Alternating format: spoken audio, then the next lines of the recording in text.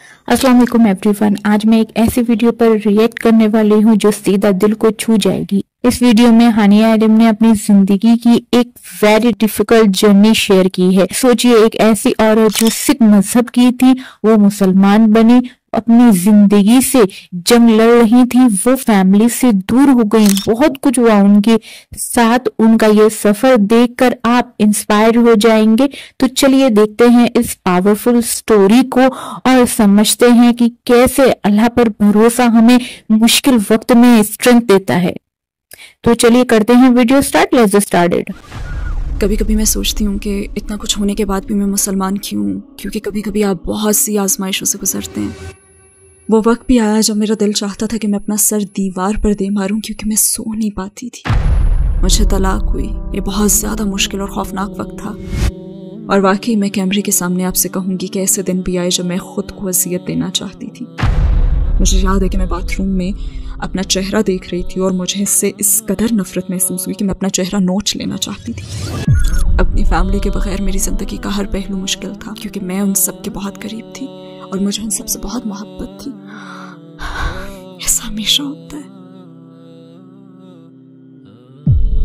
मैं कब तक ये करती रहूंगी? मैं कब तक अपनी मदद के लिए दूसरों पर भरोसा करूंगी, जबकि अल्लाह खुद कहता है, आओ मेरी तरफ, मेरे पास आओ, मुझे याद करो, मैं तुम्हें याद करूंगा। अस्सलाम वालेकुम सिस्टर हानिया आदम, हमारी दावत कबूल करने का शुक्रिया। आपको अपने साथ देखना हमारे लिए खुशी की बात है। मेरा पहला सवाल ये है कि हानिया आदम कौन हैं? क्या आप अपनी ज़िंदगी के मुतालिक हमें मुख्तसरन बता सकती हैं? वालेकुम अस्सलाम वरहमतुल्लाहि वबरकातुहू। मैं 3 बच्चों की माँ हूँ अल्हम्दुलिल्लाह। मैंने एक सिख खानदान में परवरिश पाई। मेरे वालिदैन इंडियन हैं और मैं यूके में पली बड़ी हूँ। शानदार बचपन गुजरा अल्हम्दुलिल्लाह। बहुत ही मोहब्बत करने वाले वालिदैन मिले, मगर मैं शायद 24 या 25 साल की उम्र में मुसलमान हो गई थी, और ये मेरी फैमिली के लिए बहुत बड़ा सदमा था। और अल्हम्दुलिल्लाह ग्रीन लेन मस्जिद में और हर उस ऑर्गेनाइजेशन के साथ काम कर रही हूँ जिसकी मैं खिदमत कर सकती हूँ। अकीदे के लिहाज से आपकी ज़िंदगी कैसी थी? आपका किस पर ईमान था? जब बड़ी हुई तो मेरे वालिदैन ने मुझे सिख अकीदा सिखाया, जो मुझे बहुत अच्छा लगता था। जैसे मुझे गोल्डन टेम्पल अमृतसर जाना भी याद है, बहुत मज़ा आया था। मुझे हेमकुंड साहब को विज़िट करना भी याद है, जो कि हिंदू आश्रम के तौर पर ज़्यादा पहचाना जाता है। वहाँ भी बहुत ज़्यादा मज़ा आया। और मुझे याद है कि बहुत ही छोटी उम्र से ना मैं अपनी ज़िंदगी में खुदा की ज़रूरत को महसूस किया करती थी, और जब मैं उन जगहों पर जाती तो मुझे ज़्यादा खुशी और इत्मीनान महसूस होता था। मैं कह सकती हूँ कि मेरी परवरिश के दौरान अल्हम्दुलिल्लाह मेरे वालिदैन ने मुझे बहुत अच्छी बातें सिखाई थी। उन्होंने मुझे मेहनत करने, तालीम हासिल करने और ईमानदारी जैसे अच्छे अखलाक दिए। उन्होंने मेरी बहुत अच्छी परवरिश की अल्हम्दुलिल्लाह। शायद यूनिवर्सिटी का ज़माना था जब मैं बड़ी हद तक सेक्युलर ज़िंदगी जी रही थी, यानी मैं मज़हब को तो फॉलो कर ही नहीं रही थी। हाँ, एक रूहानी ताल्लुक ज़रूर था, मगर मैं किसी मज़हब पर अमल नहीं करती थी। मैं आपको सच बताऊंगी कि शराब पीना मेरे लिए कोई मसला नहीं था। जैसा चाहती मैं वो वैसा ही लिबास पहनती, कोई मसला था ही नहीं, बल्कि ये सब तो मेरे लिए नॉर्मल था। मुझे इसमें कोई ख़राबी नहीं लगती थी। ये मेरा नॉर्मल लाइफ स्टाइल था उस वक्त। तो मुसलमान होने से पहले मैं बस ऐसी ही ज़िंदगी गुजार रही थी। आपने इस्लाम के मुतालिक पहली बार कब सुना? क्या आपके जहन में कोई तासब था? हाँ, शायद मैं थोड़ी सी इस्लामोफोबिक थी। मैं सोचती थी कि तब इराक और दूसरी जगहों पर काफ़ी कुछ चल रहा था, और शायद मैं अल्लाह अकबर के अल्फाज सुनकर ना खौफज़दा हो जाती थी। ये अल्फाज मुझे खौफज़दा कर देते थे, और मैं ये समझती थी कि सारे मुसलमान मर्द बहुत सख्त होते हैं, अपनी बीवियों को मारते हैं, और बस इस तरह की सोचें थी। और हज़रत आयशा रज़ियल्लाहु ताला अन्हा और उनकी उम्र का जो मामला था वो हमेशा मेरे जहन में रहता था। मतलब बहुत से उल्टे ख्यालात थे। मैं ये सोचती थी कि मुसलमान औरतें जो हैं वो तो बहुत मसलूम हैं, उन्हें हिजाब क्यों पहनाया जाता है, ये तो ठीक नहीं है। मेरे बहुत से एतराज़ात थे। इस्लाम की तरफ आपका सफ़र कैसे शुरू हुआ? इस्लाम की कौन सी बात ने आपको सबसे ज़्यादा मुतासिर किया? मज़े की बात यह है कि मुसलमान औरतों के मतलब मेरे इन ख्यालात के बावजूद मैंने इस्लाम में सबसे पहले औरतों पर ही गौर करना शुरू किया था। मैंने इंटरनेट पर बहुत से लेक्चर सुने, मैंने बहुत कुछ पढ़ा। वो दारुस्सलाम की एक किताब है, इस्लाम की अजीम औरतें, بہت شاندار کتاب ہے. میرا خیال تھا کہ مسلمان عورتیں ہیں نا وہ بہت مظلوم ہیں، لیکن جب میں نے اسلام کا مطالعہ شروع کیا تو مجھے احساس ہوا کہ اصل میں معاشرہ ہی عورتوں پر ظلم کر رہا ہے. اسلام تو بہت ایڈوانسڈ مذہب ہے، در حقیقت یہ اتنا زیادہ ایڈوانسڈ ہے کہ شاید ہم ہی بطور معاشرہ ابھی تک اس تک پہنچ ہی نہیں سکے، اور انشاءاللہ یہ ایک بار پھر سے ابھرے گا، کیونکہ اس وقت جنسی شناخت اور خواہشات کے حوالے سے ہمیں جن بھی مسائل کا سامنا ہے، میرے خیال میں تو اسلام کے پاس ہی ان سب کا جواب ہے. اور شاید وہ وقت بھی آ چکا ہے کہ اب ہم اس میں دلچسپی لیں، کیونکہ اسلام عورتوں کو کئی طرح سے آزادی دیتا ہے، در حقیقت وہ عورتوں کو اس مقام پر رکھتا ہے. تو اگر معاشرہ یہ بات سمجھ لینا تو وہ میری طرح مان لے گا کہ سبحان اللہ، اسلام تو عورتوں کو بہت سے حقوق دیتا ہے، وہ حقوق جو اس ملک میں اور مسلمان ملکوں میں ہمارے پاس پہلے کبھی تھے ہی نہیں. پیغمبر محمد صلی اللہ علیہ وسلم نے ہمیں سکھایا کہ عورتوں کو عزت کیسے دی جائے. مثلا میں کہوں گی کہ ہمیں مہر کا دیا جانا اس کی ایک مثال ہے. پہلے تو عورت اپنی رقم مرد کو دیا کرتی تھی نا، اور اب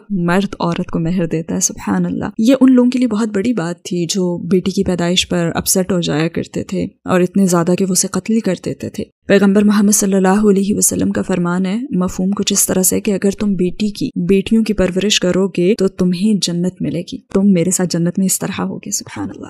اور پھر چھوٹی سے چھوٹی بات جیسے کہ عورت اگر آپ سے لڑ رہی ہے، بحث کر رہی ہے، جب غصہ آ جائے تو خاموش ہو جاؤ. انہوں نے یہی کیا، وہ خاموش ہو جاتے، یعنی عورتوں کو بھی جذبات ظاہر کرنے کا موقع دیا. سبحان اللہ، کون سا دین آپ کو یہ باتیں سکھاتا ہے؟ میں ایسی بہت سی مثالیں دے سکتی ہوں، اگر شاید پھر آپ کی ریکارڈنگ کبھی ختم ہی نہ ہو. یعنی آپ اسلام میں عورتوں کی حیثیت سے متاثر ہوئیں اور اس کے علاوہ بھی کسی چیز نے متاثر کیا؟ سچ یہ ہے کہ جب میں یونیورسٹی میں تھی تو میں ایسی زندگی گزار رہی تھی جہاں مجھے بہت زیادہ آزادی حاصل تھی. یعنی جب کسی کو اتنی زیادہ آزادی حاصل ہو، وہ باہر جاتی ہو، کلبنگ، ڈانسنگ اور شراب پیتی ہو، یہ لائف سٹائل ہو، تو ایسے میں نا پھر اسے ہمیشہ خوشی کے اگلے لمحے کی تلاش رہتی ہے، یا پھر وہ دوسرے شخص کی طرف سے نا عزت افزائی کے الفاظ سننا چاہتی ہے جو کہ اسے کہے کہ او واو بہت پیاری لگ رہی ہو، یا آئی لو یو. اور ایک لڑکی کی حیثیت سے نا وہ بس دوسروں ہی کی طرف دیکھتی ہے جو اسے اس طرح سے عزت دیں، جبکہ اسلام میں آپ کو یہ سب کرنے کی ضرورت نہیں ہوتی. یہاں عزت افزائی دوسروں کی طرف سے نہیں آتی. پیغمبر محمد صلی اللہ علیہ وسلم نے ہمیں سکھایا کہ ہماری قبولیت سب سے پہلے اللہ سبحانہ و تعالیٰ کی طرف سے ہوتی ہے، اور جب آپ اللہ اور پیغمبر محمد صلی اللہ علیہ وسلم سے محبت کرنا سیکھ لیتے ہیں نا تو پھر عجیب اطمینان محسوس کرتے ہیں. آپ کو یہ الفاظ سننے کے لیے نا پھر کسی بھی مرد پر بھروسہ نہیں کرنا پڑتا، اور اگر وہ بھی آپ کو مل جائے تو یہ تو اللہ کی رحمت ہے نا، اور آپ اس طرح ساتھ ہو جاتے ہیں. اس طرح نہیں، اس طرح ساتھ. اللہ سبحانہ و تعالیٰ قرآن میں فرماتے ہیں کہ اس نے مردوں اور عورتوں کو برابر مگر مختلف بنایا. یہ کتنی کمال کی بات ہے نا یہ. اور میں نے اس سے یہ سمجھا ہے کہ جب اللہ سبحانہ و تعالیٰ آپ کو کہتے ہیں نا کہ عورت خود کو ڈھانپ کر رکھے، حجاب پہنے، تو اس لیے کہ اس نے ہمیں ایک دوسرے سے مختلف بنایا. مجھ میں اچھا لگنے، خوبصورت لگنے کی خواہش ہو سکتی ہے، مگر اللہ نے مردوں کو مختلف بنایا ہے. وہ آپ کو دیکھ کر یہ سوچ سکتا ہے کہ میں اس کے پاس جا سکتا ہوں، میں یہ کر سکتا ہوں، یا پھر یہ میں کہہ سکتا ہوں. لہٰذا اللہ فرماتا ہے کہ خود کو محفوظ بناؤ، خود کو ڈھانپ کر رکھو. مگر مرد میں خواہش ہمیشہ رہے گی. ہاں، جب یہ تعلق حلال ہو جائے تو آپ اس سے لطف اندوز ہوتے ہیں، اور اگر آپ کے پاس نہ ہو تو پھر آپ غیر مطمئن رہتے ہیں. وہ کون سی بنیادی بات ہے جس نے آپ کو قائل کیا کہ اسلام ہی 100% سچ ہے؟ السلام علیکم بھائیوں اور بہنوں، ہمیں احساس ہوا ہے کہ ہمارے چینل پر 80% ناظرین بشمول اس ویڈیو کے ہمارے سبسکرائبرز نہیں ہیں. جیسا کہ آپ جانتے ہیں کہ ہم غیر منافع بخش تنظیم ہیں اور ہماری ویڈیو پر اشتہارات غیر فعال ہیں. ٹوورڈز ایٹرنیٹی صرف ایک یوٹیوب چینل ہی نہیں بلکہ ایک مدرسہ بھی ہے. یہاں ہم خود کو اور نوجوانوں کو اسلامی تعلیم سے آراستہ کرتے ہیں. لہٰذا ہمارے اس مطالبے کا واحد مقصد سچائی کو پھیلانا ہے. ہو سکتا ہے بظاہر یہ چھوٹا عمل لگے، لیکن انشاءاللہ یہ ہمیں لاکھوں لوگوں تک پہنچنے میں مدد کرے گا. آئیے اب لائک اور سبسکرائب بٹن پر کلک کریں اور ساتھ مل کر ٹوورڈز ایٹرنیٹی کا سفر کریں. وہ کون سی بنیادی بات ہے جس نے آپ کو قائل کیا کہ اسلام ہی 100% سچ ہے؟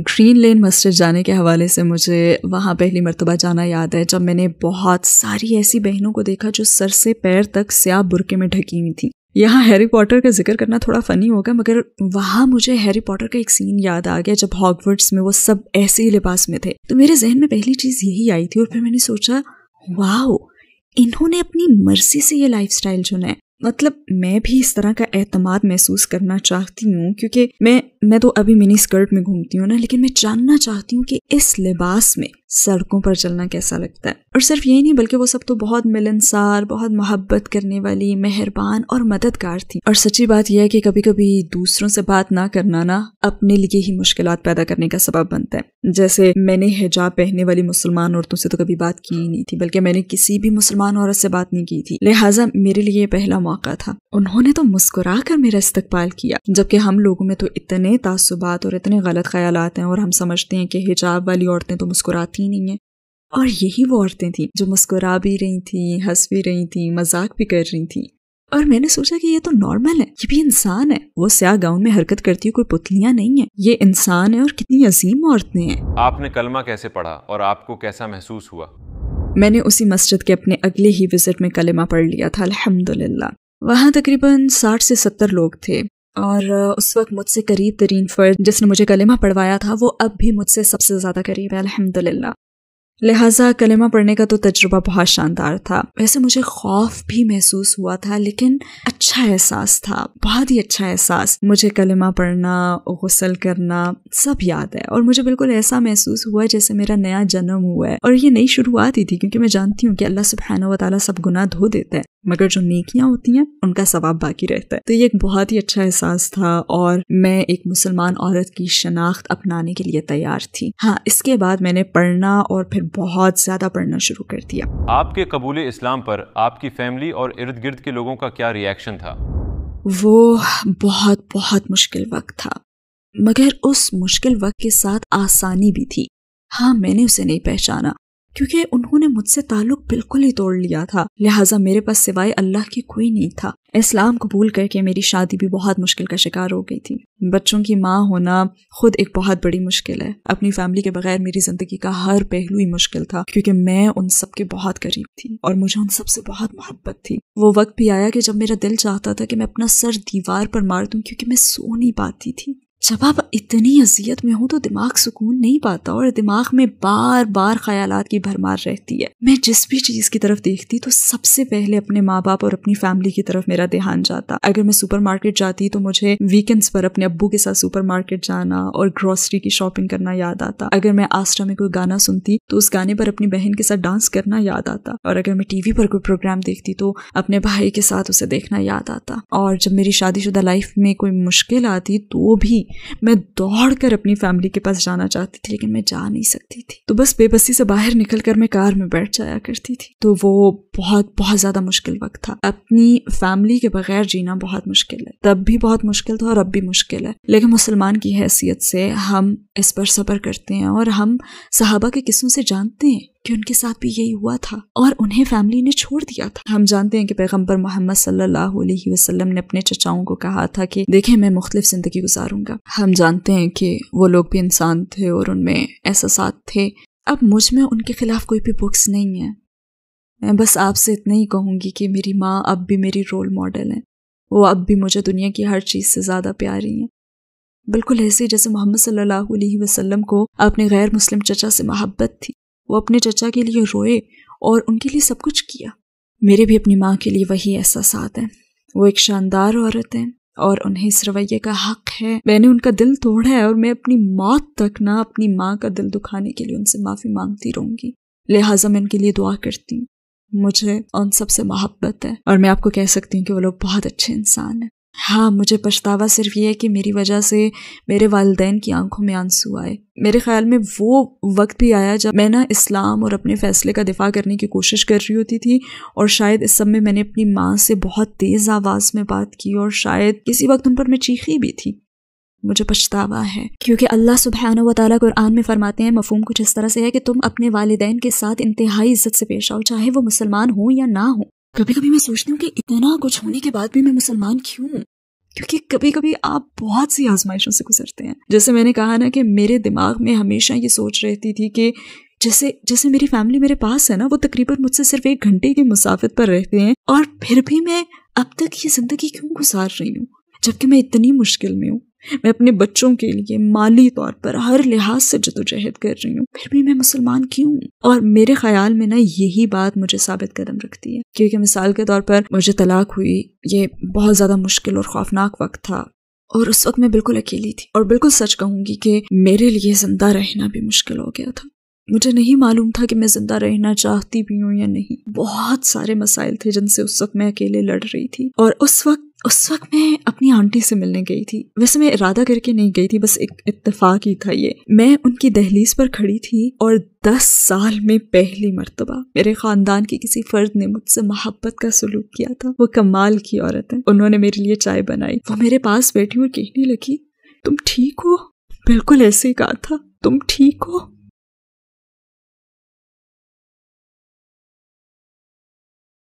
ایسا ہمیشہ ہوتا ہے. یہ میری آنٹی تھی. میرے خاندان کے کسی فرد نے پہلی مرتبہ مجھ سے پوچھا تھا, تم ٹھیک ہو؟ اور انہوں نے پوچھا کہ تم آگے کیا کرو گی, تمہارا کوئی پلان ہے؟ کیونکہ میرے پاس کچھ نہیں تھا.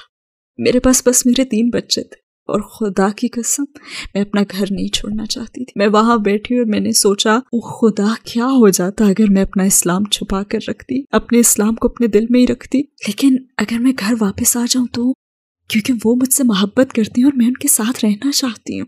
میں ان کا گھر چھوڑ کر نہیں آنا چاہتی تھی. میں ان کے گھر میں رہنا چاہتی تھی. میں ہر چیز چھوڑ دینا چاہتی تھی, بس اپنا دین نہیں. اور میں نے سوچا میں اسے چھپا سکتی تھی. میں اوپر کی منزل پر نماز پڑھ لیتی جب کوئی نہ دیکھ رہا ہوتا مجھے. میں گھر واپس جانا چاہتی تھی. قدر اللہ میری دادی, جنہوں نے مجھے ان 10 سالوں میں نہیں دیکھا تھا, بہت زیادہ بوڑھی تھیں. وہ کمرے سے باہر آئیں اور قریب ہی تھا کہ وہ مجھے دیکھ لیتی. میری آنٹی نے مجھے کہا کہ فوراً چلی جاؤ, گھر سے باہر نکل جاؤ, کیونکہ اگر انہوں نے تمہیں دیکھ لیا تو وہ بہت بوڑھی ہیں اور ہمیں نہیں پتا کہ آگے کیا ہوگا.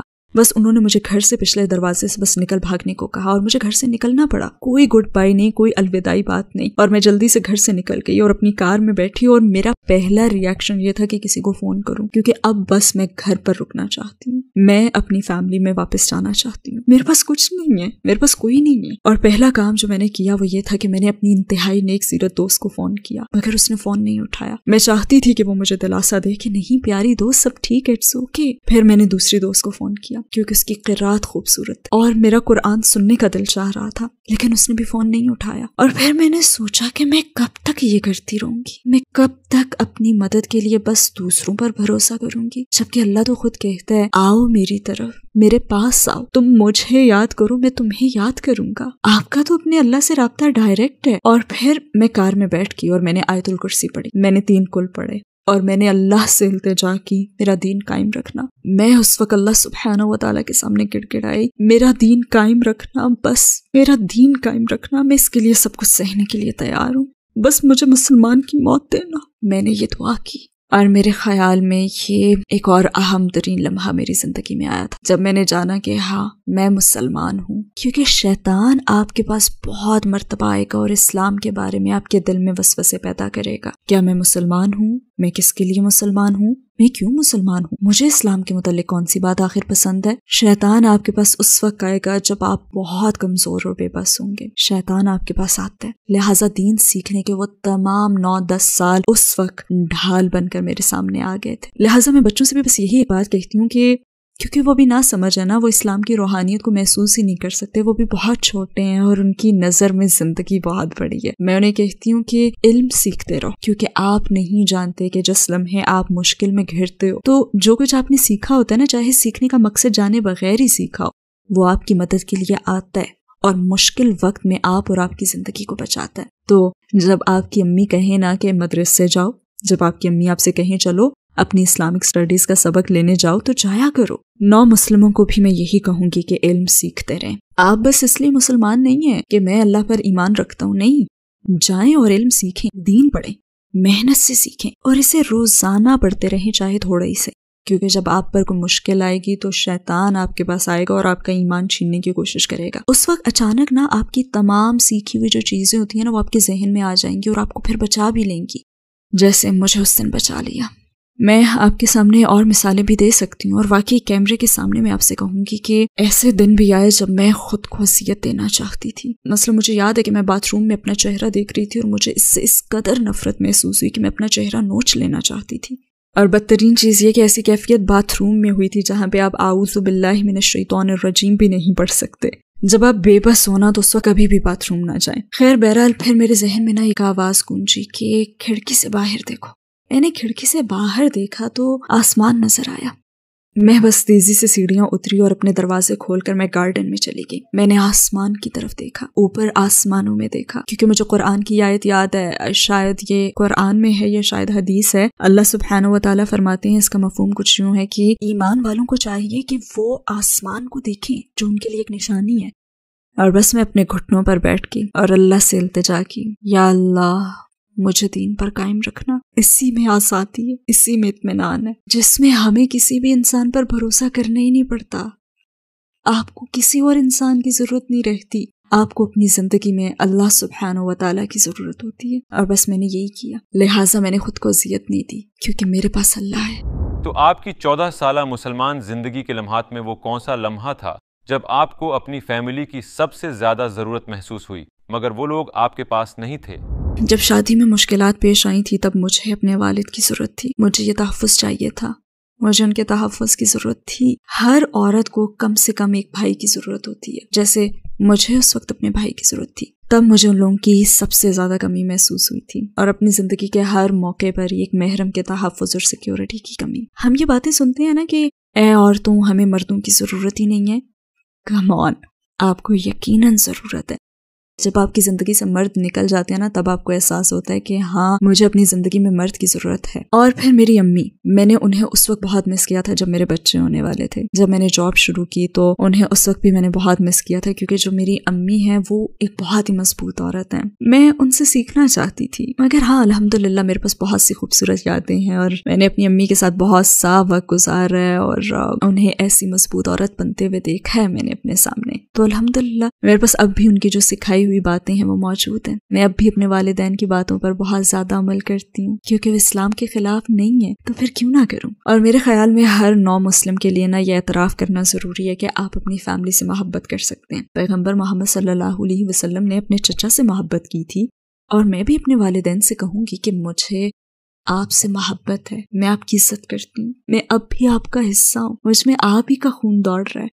آپ کی سکھائی ہوئی باتیں مجھ میں اب بھی ہیں. آپ نے جو بھی سکھایا میں نے اسے نہیں چھوڑا. ایسا کرنا میرے لیے ناممکن ہے. آپ میرے رول ماڈلز ہیں, آپ میرا سب کچھ ہیں, اور میں آپ کے ساتھ دوبارہ ملنے کے لیے سب کچھ کروں گی, آپ سے واپس مل جانے کے لیے. ہاں بس ایک چیز نہیں کر سکتی کہ آپ کو اللہ سے زیادہ اہمیت نہیں دے سکتی. تو کیا آپ کے ساتھ کبھی کوئی غیر معمولی واقعہ ہوا جب آپ کو محسوس ہوا ہو کہ آپ کا اللہ کے ساتھ ایک خاص تعلق ہے؟ میرا خیال ہے کہ میں نے اپنی زندگی کی بہت سی مشکلات بتائی ہیں, مگر پلیز مجھے وہ رحمتیں بھی بتانے دیں جو اللہ نے مجھ پر نچھاور کی ہیں. الحمدللہ میں آپ کو ایسے 2 لمحات بتاؤں گی. ایک وقت تھا جب میں واقعی میں بہت مشکل میں تھی. انفیکٹ ایسے بہت سے موقع آئے ہیں جب میں بہت مشکل میں گھری ہوئی تھی. سبحان اللہ. کسی نے مجھے کہا کہ دیکھو جب تم کسی مشکل میں ہو تو اپنے بچوں کے پاس جاؤ جب وہ سو رہے ہوں اور انہیں سوتا ہوا دیکھو. میں نے ایسا ہی کیا. وہ بھی ایسے ہی ایک مشکل وقت تھا جب میں زندگی سے ہار ماننے کو تیار تھی. بس مجھے خود سے نفرت ہو گئی تھی اور میں یہی سمجھتی تھی کہ میں لوگوں پر بوجھ بن گئی ہوں. خیر پہلے میں اپنی بیٹی کے کمرے میں گئی. اس وقت وہ تقریباً 11 سال کی تھی, مگر جب سو رہی ہوتی تو میری 5 سال کی معصوم بیٹی لگتی تھی وہ. سبحان اللہ, میری بیٹی, یہ میری بیٹی ہے. اللہ سبحانہ و تعالیٰ نے یہ بیٹی مجھے دی ہے. اللہ سبحانہ و تعالیٰ نے اسے میرے ذریعے اس دنیا میں بھیجا ہے. اور پھر میں اپنے بیٹوں کے کمرے میں گئی. وہ بہت گہری نیند سو رہے تھے, اور پھر مجھے نا سورہ ملک کی وہ آیت یاد آئی, مفہوم جس کا یہ ہے کہ تم بہت کم شکر ادا کرتے ہو. اور میں نے سوچا کہ آخر میں کیسے شکوہ کر سکتی ہوں, میں کیسے خود سے نفرت کر سکتی ہوں جبکہ اللہ سبحانہ و تعالیٰ نے مجھے اتنی رحمتیں, 3 بچے دیے. اور اس لمحے میں نے خود کو اللہ سے بہت قریب پایا تھا, کیونکہ میں نے اسے پہچانا, میں نے اس کا شکر ادا کیا اور خود کو اس کے بہت قریب محسوس کیا. ہمارے پیغمبر صلی اللہ علیہ وسلم کی کون سی بات نے آپ کو سب سے زیادہ متاثر کیا؟ ان کے کردار نے, ہمیشہ ان کے کردار نے. اور سب سے پہلے تو عورتوں کے ساتھ ان کا حسن سلوک, کہ آپ نے اس شخص سے بات کرنا پسند ہی نہیں کی جو اپنی بیٹی کو پیار نہیں کرتا. اور پھر اپنی بیویوں کے جذبات اور احساسات کا وہ کتنا احترام کرتے تھے, اور ایسے وقت میں بہترین رویہ بھی اپناتے تھے. اور پھر وہ ایک واقعہ جہاں پہ ایک صحابی نے آپ صلی اللہ علیہ وآلہ وسلم کو ڈنر پر انوائٹ کیا, تو آپ صلی اللہ علیہ وسلم نے اس سے پوچھا کہ کیا عائشہ کو بھی دعوت دی ہے, تو اس نے کہا نہیں. تو آپ نے بھی اس دعوت کو قبول نہیں کیا تھا. ان کی ہر بات, ان کی شرافت, اپنی بیویوں کے درمیان برابر کا سلوک, گھر میں ان کی نرم مزاجی, اور پھر میدان جنگ میں ان کی طاقت, ہر چیز نے ہی متاثر کیا۔ طائف میں جب وہ مدد مانگنے گئے تو وہاں ان پر ظلم کا ہونا، پھر بھی دیکھیں انہوں نے جواب میں کیا کیا، وہ روئے بھی ہیں۔ آج کے مرد سمجھتے ہیں کہ ہم رو نہیں سکتے، ہماری انا کا مسئلہ ہے، نہیں، وہ روئے بھی ہیں۔ اور ہم جنس کے متعلق بات کرتے ہیں، مرد کی حیثیت، عورت کی حیثیت۔ پیغمبر محمد صلی اللہ علیہ وسلم کو دیکھیں۔ ویسے آج کل میں یاسر قاضی کی لکھی ہوئی ان کی سیرت پڑھ رہی ہوں، اور ہر پیراگراف سے مجھے کچھ نہ کچھ سیکھنے کو مل رہا ہے، الحمدللہ۔ بہت ہی شاندار کتاب ہے ماشاءاللہ، میں ہر ایک کو یہ پڑھنے کا کہتی ہوں، اور اس میں ان کی وفات تک ہر چیز موجود ہے۔ اور اس میں حضرت عائشہ رضی اللہ تعالی عنہا کے سر درد کی شکایت کا بھی واقعہ ہے۔ انہوں نے اپنے سر درد کی شکایت کی تھی تو آپ صلی اللہ علیہ وسلم نے فرمایا کہ نہیں، بلکہ میرا سر درد سے پھٹ رہا ہے اور میرا دم نکل رہا ہے، سبحان اللہ۔ انہوں نے ہر مشکل سہی تاکہ ہم اچھے مسلمان بنیں اور جنت میں جا سکیں۔ وہ اپنی فیملی، اپنے مال کے حوالے سے ہر آزمائش سے گزرے، کس لیے؟ ہمارے لیے۔ اسلام سے پہلے آپ کی زندگی کا کیا مقصد تھا اور اسلام کے بعد کیا ہے؟ خدایا، میرا مقصد گھر واپس جانا ہے۔ باخدا میں گھر جانا چاہتی ہوں، گھر، مجھے بس گھر جانا ہے، اور میں چاہتی ہوں کہ اللہ سبحانہ و تعالیٰ مجھے میری فیملی لوٹا دے، یہی میرا مقصد ہے۔ اے اللہ، مجھے میری فیملی واپس دے دے۔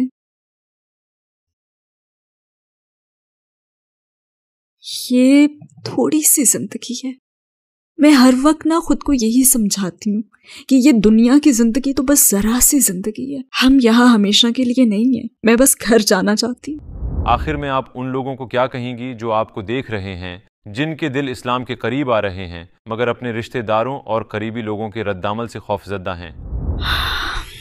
اپنا اصل مقصد ذہن میں رکھیں۔ آپ کا اصل مقصد ہے، دیکھیں، چاہے آپ میں ایک ذرہ ایمان ہو نا، چاہے آپ میں ایمان کا ذرا سا ہی احساس ہو، آپ کا اصل مقصد جنت میں پہنچنا ہے۔ اگر آپ واقعی اس پر ایمان رکھتے ہیں کہ خدا کا وجود ہے تو میں کہوں گی کہ سب سے پہلے آپ علم حاصل کریں۔ یہ جو آپ کا ذرہ برابر ایمان ہے نا، آپ اس پر جمے رہیں اور علم سیکھتے رہیں۔